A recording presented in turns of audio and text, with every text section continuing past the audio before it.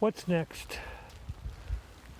R Wayne Steiger today in his video, or actually I'm gonna be releasing this on Tuesday, and his video was on Monday.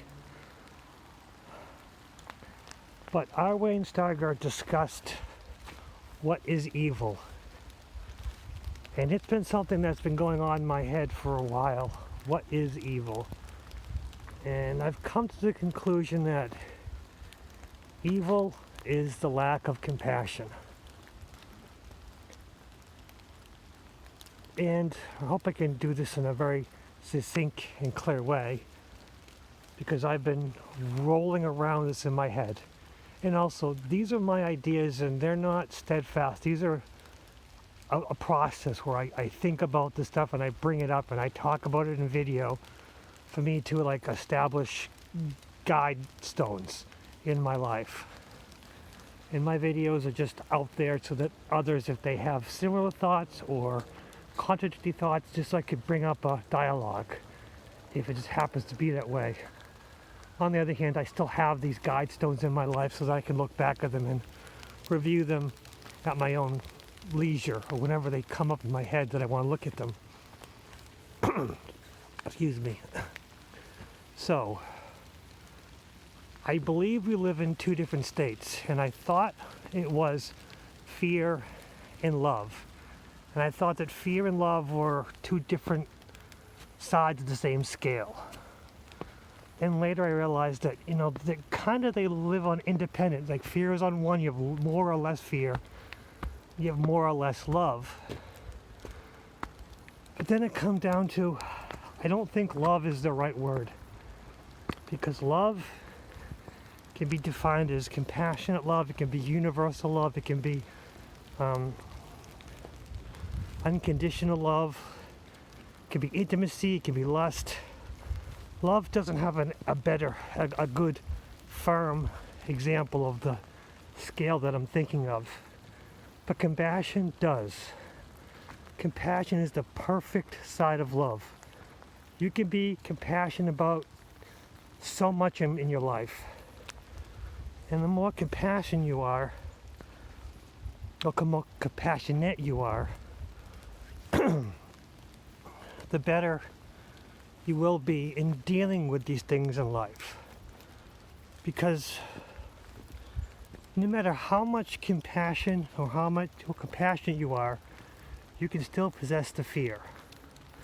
Fear and compassion are two different scales. You can feed as much compassion as you want, and fear can still elevate.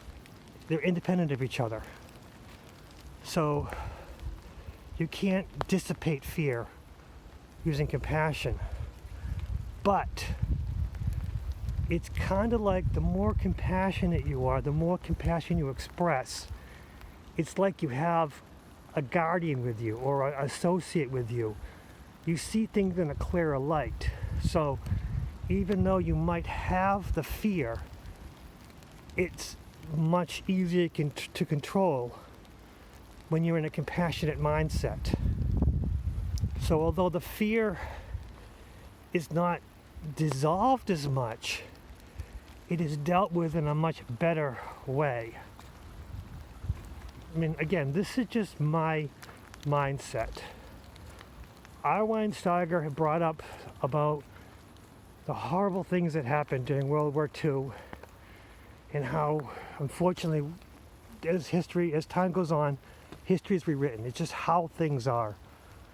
Things are, romanticized. Things are manipulated. The further you get away from a historical situation, people write about it, and it just becomes a different thing. It's, what do they say, history is written by the winner? No, history is more written by the more creative. We all know about Julius Caesar because of William Shakespeare. There's more to the story than William Shakespeare, but William Shakespeare has made a damn good story about it.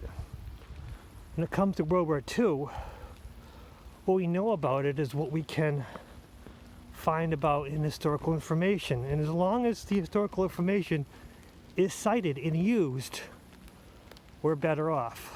So, kind of meandering, but my point is still the same. It's all about compassion. So, these people who are put in concentration camps, whether it was the Japanese by the Americans or the Jews, which were much worse treated, but still, both situations are bad. Well, the Jews or the Jewish people who were put in concentration camps in Poland and Germany and France and were murdered, were starved to death. I mean, if people disagree on the amount killed because documentation was hidden, I mean, they destroyed documents, no question about this. So let's forget about how many were killed and just how they were treated. There were a lot of people who were starved, who were tortured, who were just malnourished, it doesn't matter the sheer number. If you just the compassion side of things, these people were not treated right. Let's just tear my heart apart. But yeah, no matter what the people in those villages who were near Auschwitz and the other concentration camps, that they weren't aware of it. They were holding a blind eye to it. All they had to do was look in the fences and see the condition of these people. If they were compassionate, they would have seen this, and they would have been able to do something small. But the problem was, they allowed their fear. Like I said, fear and compassion are two different scales. And the evil comes from allowing your fear to overtake your compassion. So again, there are two different scales, but you still can't allow yourself to be fearful and ignore being compassionate. So these people they were probably making money by having these camps in their villages. They probably didn't want to mess with the Nazis because those who mess with the Nazis got severely treated. But there must have been ways to do something. And that's when we come to politics. If you can justify your negative actions by the opposing party is just as bad, you've lost your point. As long as you're in fear, as long as you fear your opposition, you're not going to focus on the compassionate side of things.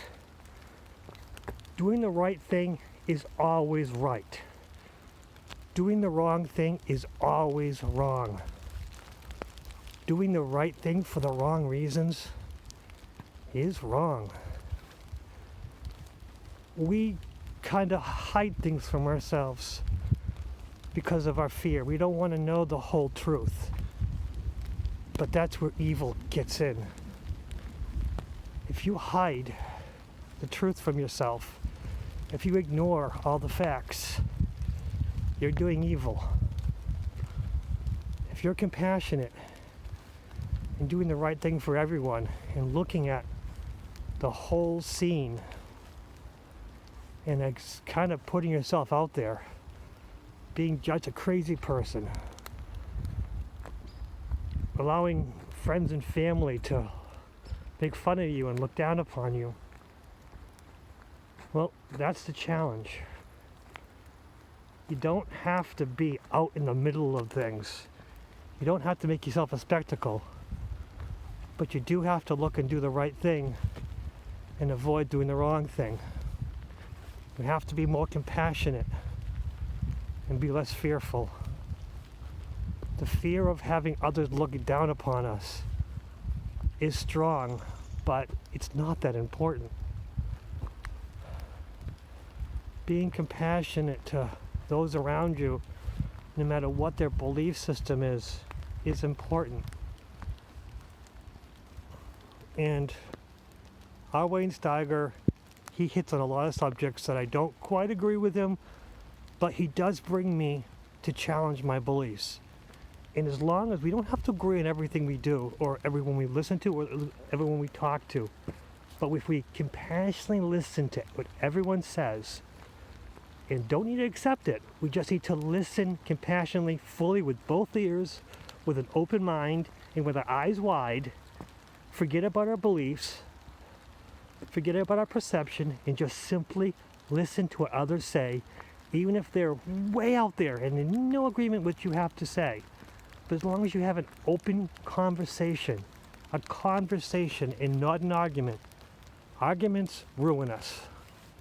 Open conversations with compassion watching over us is what we need to do. So I've gone around in circles, but I've come to the conclusion that evil is the lack of compassion. If you listen to somebody and you start to argue, it means you've taken yourself away from compassion. If you have a conversation with somebody and you learn to discuss and listen, even if you're 100% opposed to what they have to say, you're in a compassionate place. We need to be more compassionate no matter what the other side is doing. We need to focus, and we need to stop being fearful. We need to stop being angry. We need to stop being sad. Because everything that's happening right now is because the bad guys want us to be afraid. As long as we're compassionate and good to each other, we win. That's just my ideas. What's yours? What's next?